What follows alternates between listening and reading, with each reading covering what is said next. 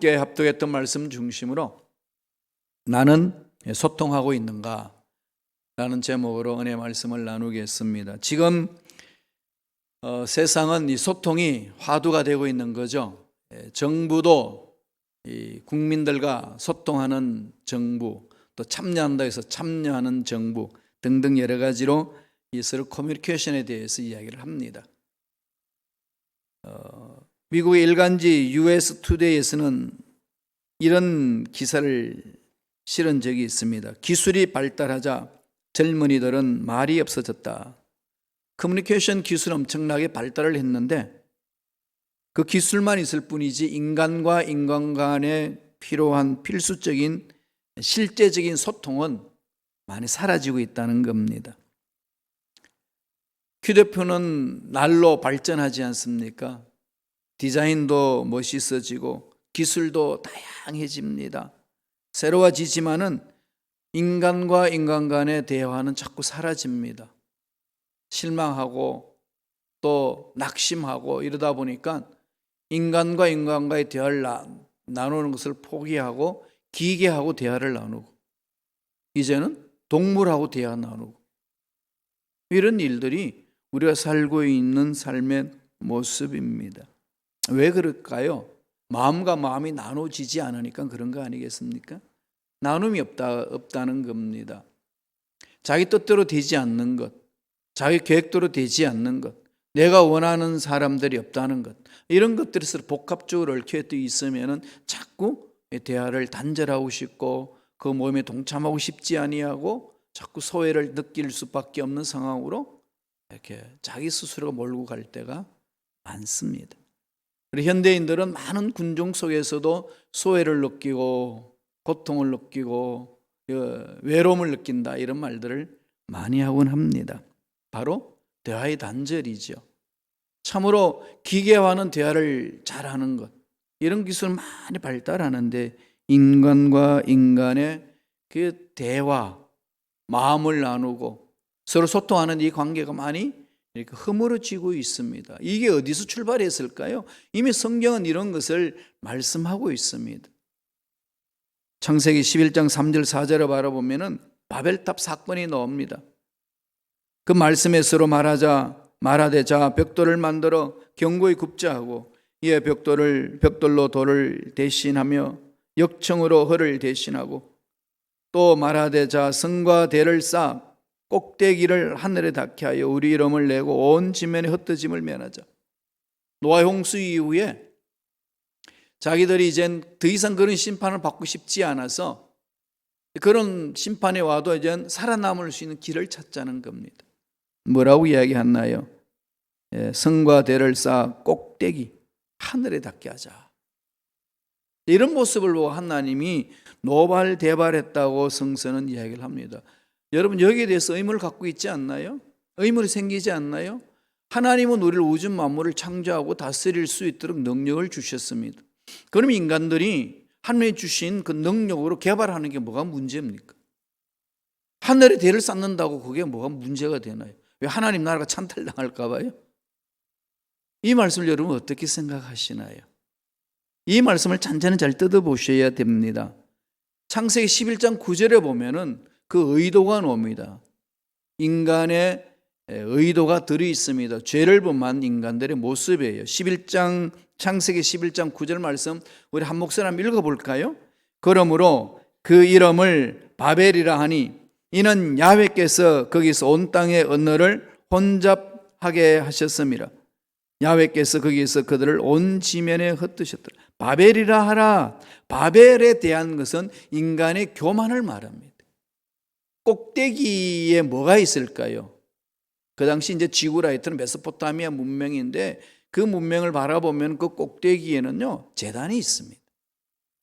제단이 있어서 하나님은 하늘에 계시고 우리 스스로 이 땅을 다스리겠습니다. Don't touch us. 우리 터치하지 마세요. 그냥 하늘에 계세요. 땅 우리가 다스릴게요. 이 의도가 담겨 있는 거죠.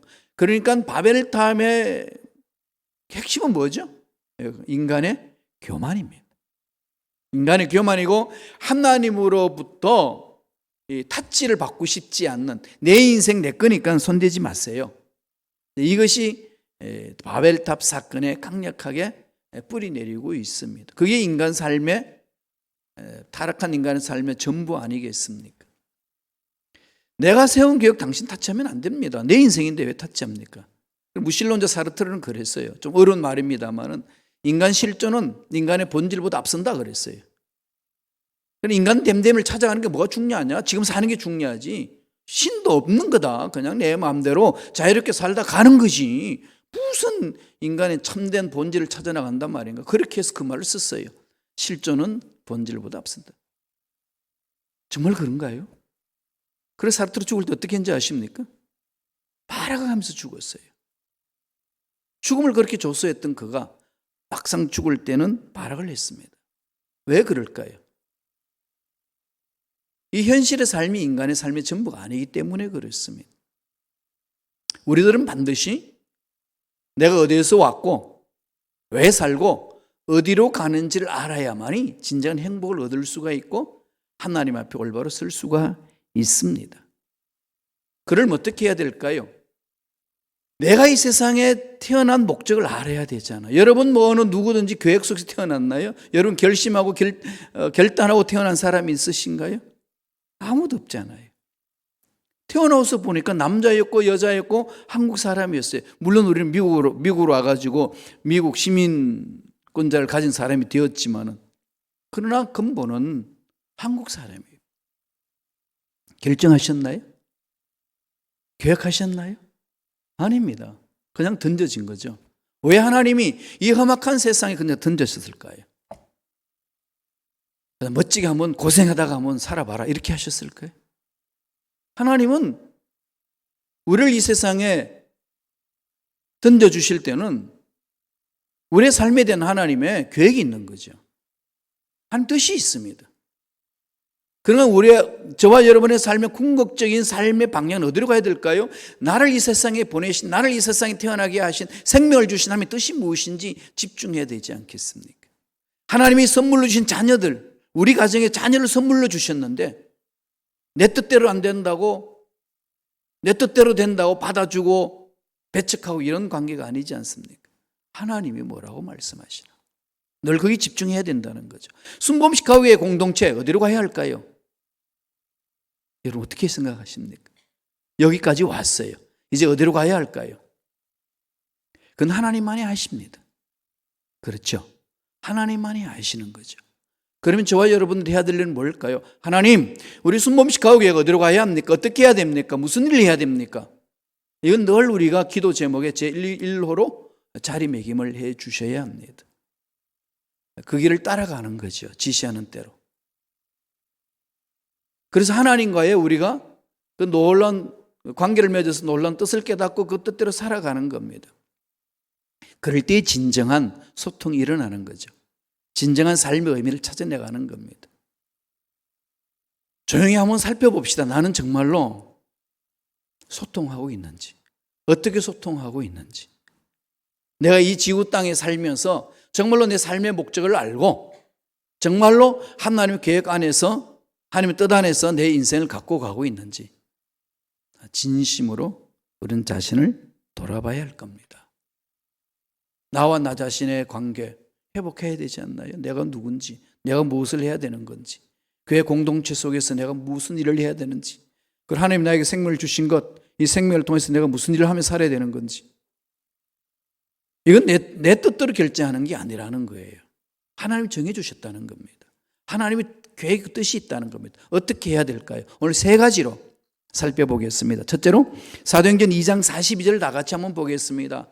한 목소리 전체를 읽습니다. 그들이 사도의 가르침을 받아 서로 교제하고 떡을 떼며 오로지 기도하기를 힘쓰니라. 이 초대교회에 하나님과의 관계 맺는 것을 이렇게 표현을 하고 있습니다. 어떻게 했다는 거죠? 사도의 가르침을 받아. 가르침이 뭘까요? 하나님의 진리의 말씀을 가슴에 심는 거죠. 가장 그들이 모여서 했는 일은요, 사도들의 가르침을 받고 교제하고 떡을 떼면서 오로지 해야 되는 일은 뭐죠? 기도하기를 힘썼다. 오로지 기도하기를 힘썼다. 기도가 뭔가요? 하나님과 대화하지 않아요. 하나님과 소통하는 거 아니겠습니까? 오늘 이 말씀을 통해서 하나님 우리에게 말씀하는, 강조하시는 게 뭘까요? 제일 먼저 저와 여러분들이 인생의 목적을 알고 뜻을 이루고 행복한 삶을 살기 위해서 해야 될 첫 번째 단계는 하나님과의 소통이 있어야 합니다. 하나님과 뚫려야 돼요. 하나님과의 소통이 없으면 인생 목적 모릅니다. 나 혼자는 열심히 살고 나 혼자는 행복을 향해서 달렸다고 돌아보면서 내가 정말로 열심히 살았다 하는지 모르겠지만은 하나님 보시기에 뭐라고 말씀하실까요? 늘 말씀드리지만은 아브라함이 하나님의 약속을 받고 가나안 땅으로 달려갔습니다. 그리고 하나님이 약속해 주셨어요. 너로 인하여서 자손이 많을 것이라고. 그런데 세월이 지나가도 자손이 없습니다. 85세가 됐는데 자손이 없어요. 75세 부름을 받아서 10년을 갔는데 없습니다. 이게 하나님의 약속의 말씀이 이루어지나 안 이루어지나 의심을 갖지 않겠어요? 이러면 안 되지 않는데 이게 뭐냐? 그때에 그냥 혜성처럼 나타난 여인 있잖아요. 하갈이. 그죠? 사라가 아브라함에게 권면하는 거죠. 멋진 아이디어를 던지잖아요. 여종을 취해라. 당신과 나 사이에 무슨 소망이 있다고 기다리냐. 그 얘기가 얼마나 솔깃하겠어요. 합리적이지 않나요? 현실적으로 풀 수 있는 유일한 방법이잖아요. 아브라함은 그렇게 했어요. 순종했습니다. 사례 말을 순종하고. 그래서 정말로 이스마엘 자식을 얻었어요. 아브라함이 얼마나 감격스럽겠습니까? 그렇게 기뻐하고 절구하고 있는 아브라함에게 하나님 찾아와서 뭐라고 말씀하시나요? 아브라함아, 아니야. 너 뭐하냐? 이거잖아요. 내가 일평생 열심히 산다고 한다는 오셔가지고 너 뭐하냐 지금?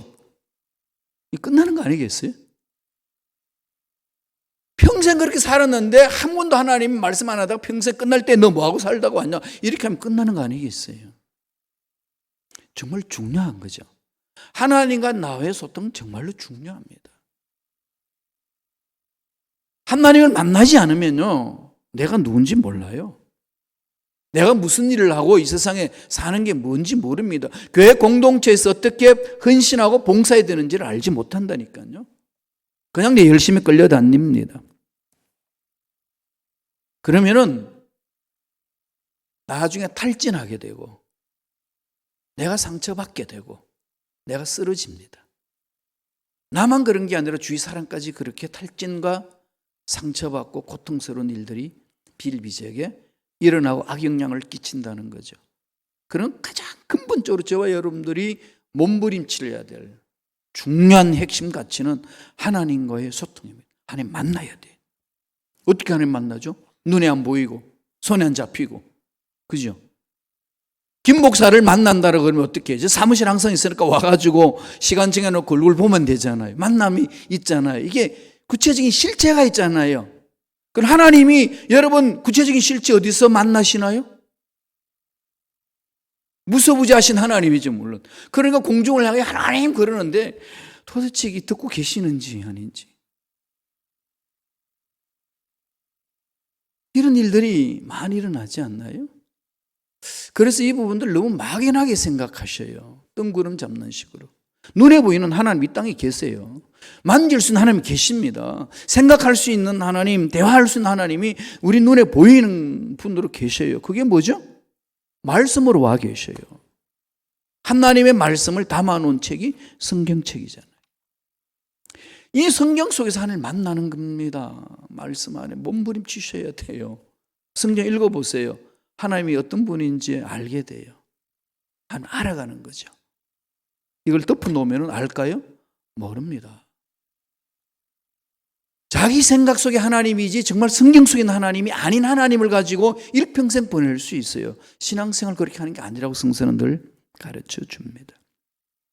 하나님과 소통하는 성도가 되셔야 되고 하나님과 소통하는 교회가 되어야 돼요. 초대교회는 어떤 장면 볼까요? 사도행전 2장 46절입니다. 다 같이 사도행전 2장 40, 다 같이 읽어볼까요? 날마다 마음을 같이하여 성전에 모이기를 힘쓰고 집에서 떡을 떼며 기쁨과 순전한 마음으로 음식을 먹고 날마다 마음을 같이하여 날마다 마음을 같이한다. 마음 히브리 말로 레버, 헬라 말로 뭘까요? 카르디아. 이 다 단어가 심장을 가르쳐요. 심장.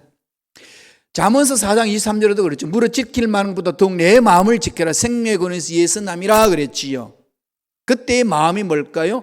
이 히브리 원어를 보면은요, 레버로 되어 있습니다. 레버. 랩을 그대로 번역하면은 하트예요. 심장이에요. 심장.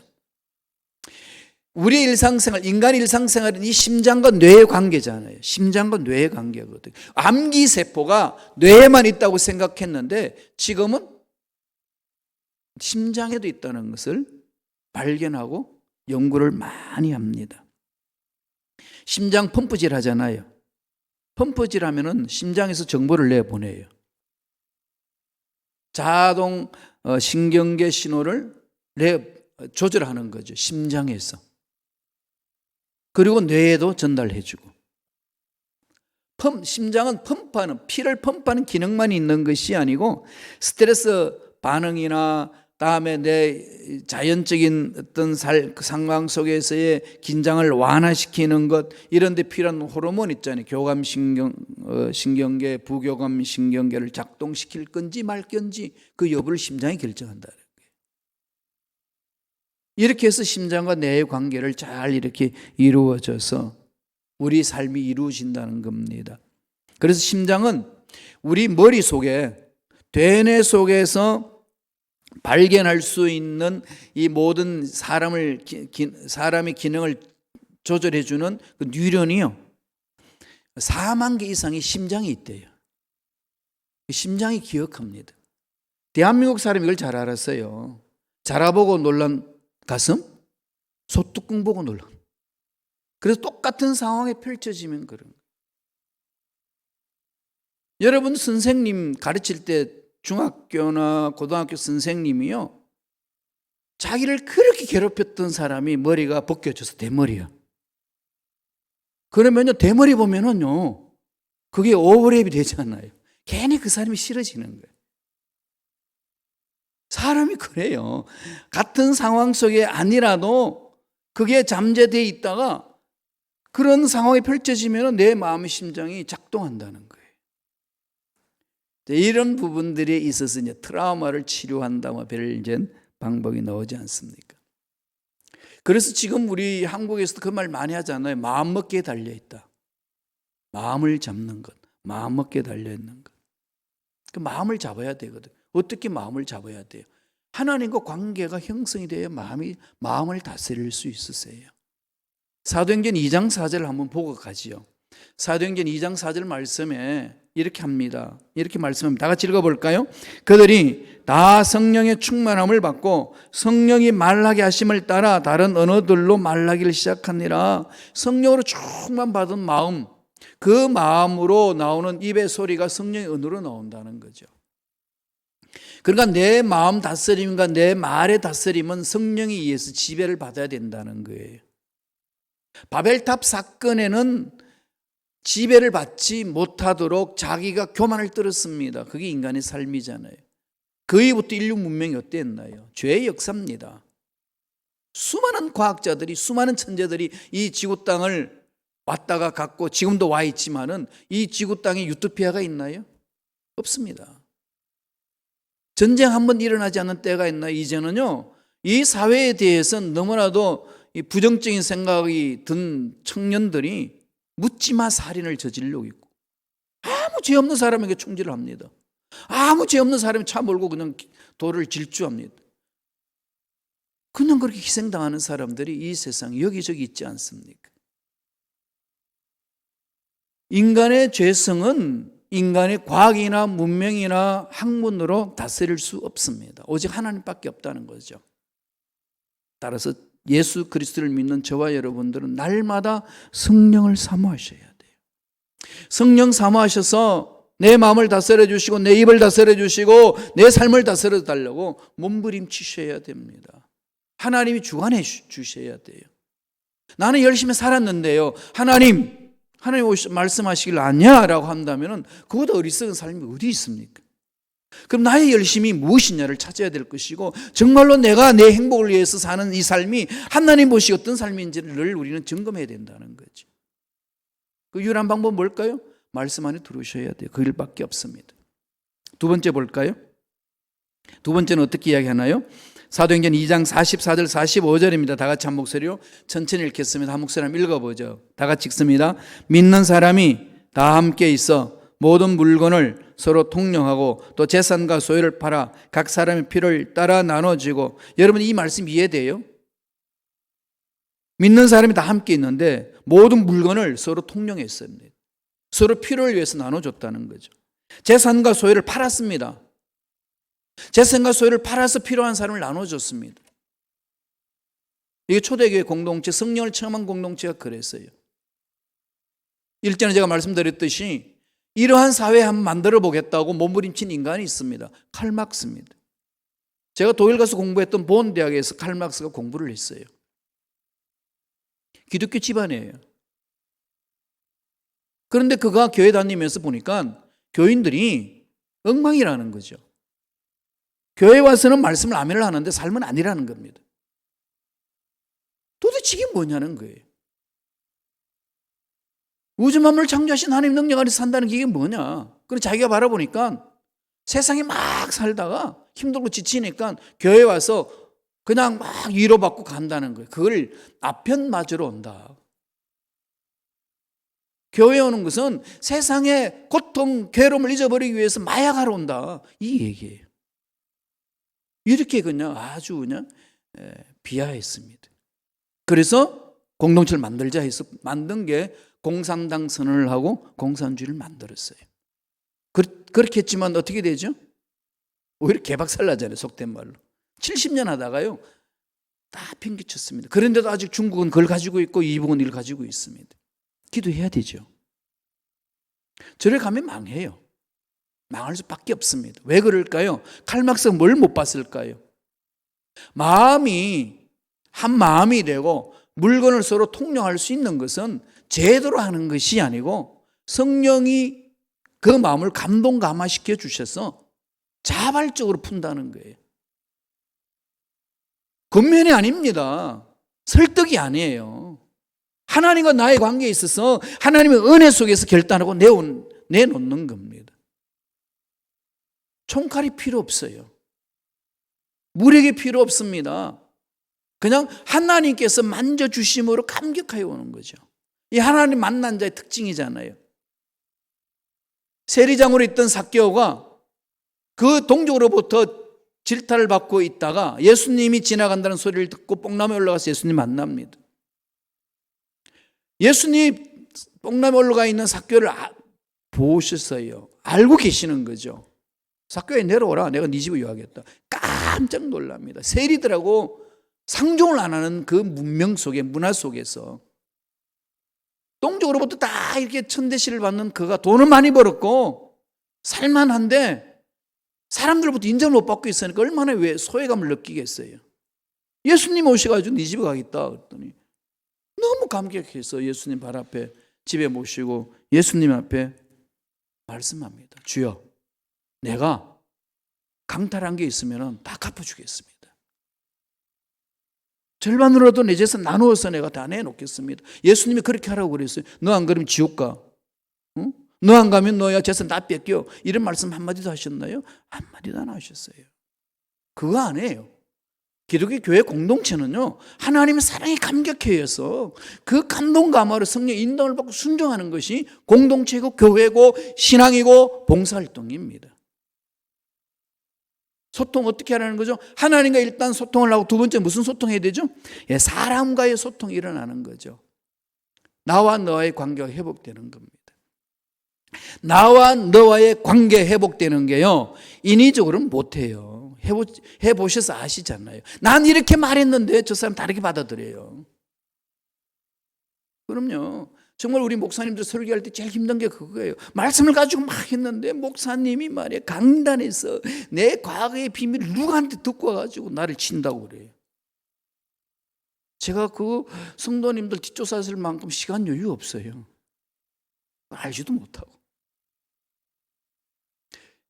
이 커뮤니케이션에 문제 있는 거거든요. 왜 이렇게 꼬여일까요? 이렇게 중간에 꼬이게 하는 악한 존재들이 있잖아요. 악한 영들이 있습니다. 여기 넘어가면 안 돼요. 이런 데 넘어가면 안 됩니다. 저나 여러분은요, 전적으로 하나님을 신뢰하는 거잖아요. 늘 말씀드리지만은 성도님들은 목사를 신뢰하면 안 돼요. 뭘 믿고 신뢰하겠어요, 김 목사를? 그죠? 저 인간이 핵가 돼가지고 무슨 짓 하는지 어떻게 알아요? 여러분 확신이 있으세요?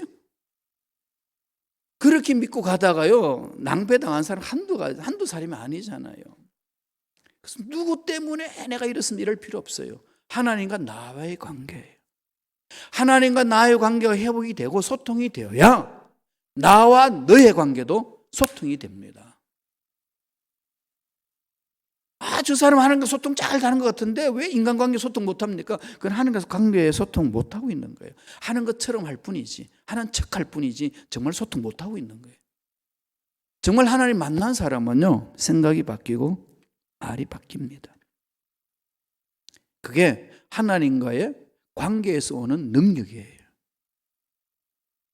하나님 만나가지고 바뀌지 않은 사람 아무도 없습니다. 하나님과 소통하고 나면은 나와 나 자신과도 소통이 되고 나와 너와의 관계도 소통이 반드시 일어납니다. 여기 우리는 인생을 그려야 되는 거죠. 한 번밖에 없잖아요.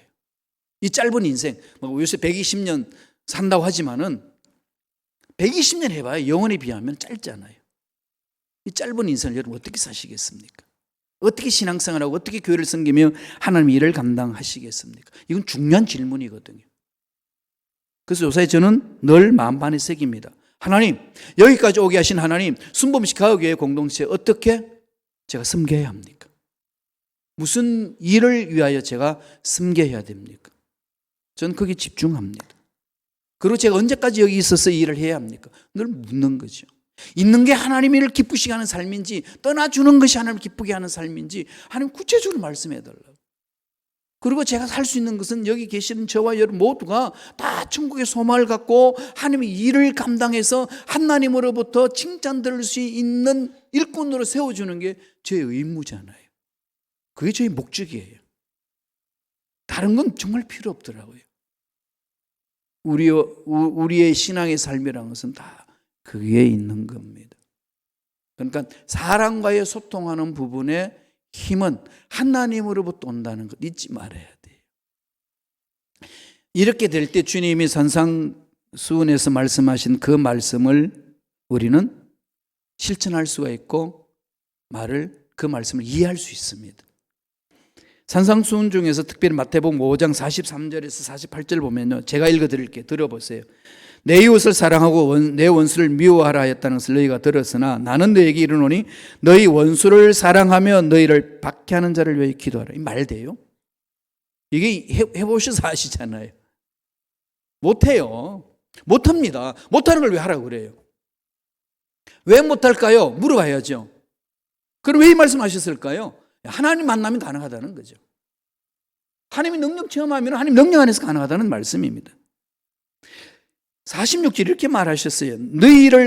너희가 너희를 사랑하는 자를 사랑하면 무슨 상이 있으리요? 세리도 이같이 아니하느냐? 누구나 다 한다는 거죠. 개도요, 좋아해 주면 꼬리 흔들고 찾아오잖아요. 발길 차보세요. 멀찍이 오다가 도망가 버리지. 모든 생명체는 압니다.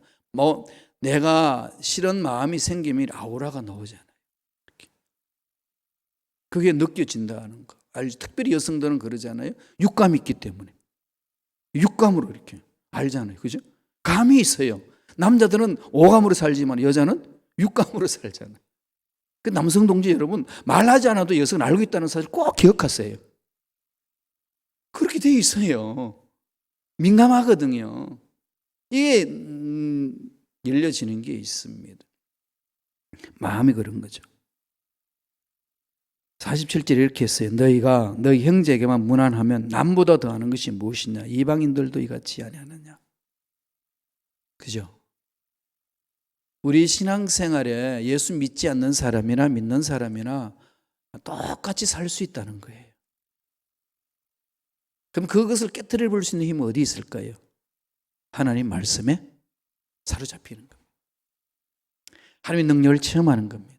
하나님의 은혜를 맛보는 겁니다. 하나님과의 관계가 소통이 되면 내가 나를 알 수 있어요. 나와의 소통도 됐고 나와 너의 관계도 소통이 됩니다. 그런 관심이 있어요. 신앙이 성장 성숙하게 되면은요, 배려하는 마음이 더 넓어지고 깊어집니다. 어린아이들 보세요. 배려하는 마음이 있나요? 안 해요. 어린아이들은 배려하는 거 없어요. 지 욕심대로 달려들지. 안 되면 땡깡 부르고 울고 불고 난리치잖아요. 근데 어른이 백화점에 가가지고 아들이 뭐 안 사준다고 그 주자한테 땡깡 부리시나요? 그냥 땅을 막 치면서 통곡하며 우시나요? 그건 절제할 수 있는 힘이 생겼기 때문에 안 하잖아요. 신앙의 성숙이라는 건 그렇습니다. 배려하는 마음이에요. 배려하는 거예요. 하나님의 사랑이 너무 넘쳐나니까 그 마음이 내 안에 생기는 거죠. 그렇게 해서 가는 겁니다. 그러니까 하나님 보시기에 멋진 삶을 살아갈 수가 있는 거예요. 마지막 세 번째로 우리 47절 볼까요? 너무나도 귀한 말씀을 우리에게 주십니다. 사도행전 2장 47절 천천히 다 같이 읽겠습니다. 하나님을 찬미하며 또 온 백성에게 칭송을 받으니 주께서 구원받은 사람을 날마다 더하게 하시니라. 여기 여러 가지 말씀하셨지요. 하나님을 찬미하는 것, 하나님을 경외하는 것, 하나님을 높이는 것. 우리의 삶이 여기 있잖아요. 그죠? 제일 먼저 첫 번째 제가 하나님과 관계의 소통이 일어나는 것 말씀했습니다. 하나님을 찬미하는 것. 하나님을 높이는 거잖아요. 그 다음에 그렇게 했더니 뭐 하죠? 온 백성에게 칭송을 받는다. 인간관계가 풀어지는 거죠. 하나님을 기쁘시게 하는 삶은요, 인간관계의 원수관계도 풀어지는 역사가 일어납니다. 인위적으로 뭘 하려다가요, 도리어 망가뜨릴 수 있기 때문에 그럴 필요 없어요. 하나님 앞에 마음을 모으고 하나님의 은혜를 사모하고 하나님의 능력을 체험하는 겁니다. 그랬더니 온 백성에게 칭송받으니, 하나님을 찬미하고 백성대로 칭송을 받아요. 그런 다음에 주님이 공동체를 어떻게 가꾸시죠? 주께서 구원받는 사람을 날마다 더하게 하시니라. 공동체가 성장하고 부흥하는 길을 열어주시잖아요. 교회 공동체에 부흥하고 성장 성숙하는 것 인위적으로 못해요. 정말로 참 그게 인위적으로 할 수 없는 게 교회 공동체의 성장과 성숙함이더라고요. 제가 살아보니까요, 해보니까 세상에서 제일 쉬운 게 공부더라고요. 공부는 나 혼자 씨름하면 돼요. 도서관에 처박혀가지고 하루에 10시간씩 공부하면요, 이게 그냥 결과물이 착착착 쌓입니다. 그냥 논문도 착착 진행되고, 교수님이 아니라고 그러면 또도 고쳐서 새롭게 다시 연구하고 문장 새롭게 작성하고 이런 작업하면 돼요. 그런데 교회 공동체는 유기적인 공동체예요. 그리고 악한 영들과 싸우면서 나가는 겁니다. 한 사람의 힘으로 안 되는 거죠. 오늘 원칙을 주셨잖아요. 사도행전 2장 47절. 우리 한 번 더 읽어볼까요? 우리 한 번 더 띄워주실래요? 사도행전 2장 47절입니다. 한 번 더 읽어보겠습니다. 하나님을 찬미하며 또 온 백성에게 칭송을 받으니 주께서 구원받는 사람을 날마다 더하게 하시니라. 하나님의 은혜가 넘쳐나고, 그랬더니 은혜가 넘쳐난다고 찬양하는 교회 공동체에 왔더니 사람들이 다 그냥 사랑으로 뭉쳐있고 은혜로 뭉쳐있고, 이게 정말 멋진 사람들이 있는 거예요. 내가 보니까 범민인데 배운 것도 없고 가진 것도 없는데 이렇게 멋질 수가 있냐? 도대체 당신 안에 뭐가 있길래 이렇게 멋지냐? 이런 소리를 듣는 거예요. 그럼 하나님 뭐라고 그러죠? 구원받는 사람을 날마다 채워주시는 거죠, 공동체. 이게 교회가 가야 될 방향이잖아요. 우리 순범식화교회 공동체가 이렇게 가셔야 합니다. 세 번째 뭘 하라는 거죠? 예수 믿는 우리들은요, 세상과도 소통할 줄 알아야 돼요. 여러분, 세상 사람과 어떻게 소통하십니까? 세상 사람들과 타협해버립니까? 아니면 세상 사람 등지고 사나요? 아닌 세상 사람들과 소통하면서 세상 사람들로부터 칭찬 듣고 사시나요? 오늘 초대교회 모습은 어떻게 되죠? 칭찬 듣고 삽니다. 도대체 그 속에 뭐가 있길래? 그리고 칭찬 들으며 세상 사람들 칭찬 들으며 나도 네 교회 가볼게. 나도 그 삶을 좀 닮기를 원하니까 나 좀 데리고 가줘. 이런 말을 듣고 산다고 오늘 성경에서 말씀합니다. 교회는 세상과의 소통할 줄 알아야 합니다. 등지는 것이 아니에요. 잘라버리는 게 아닙니다.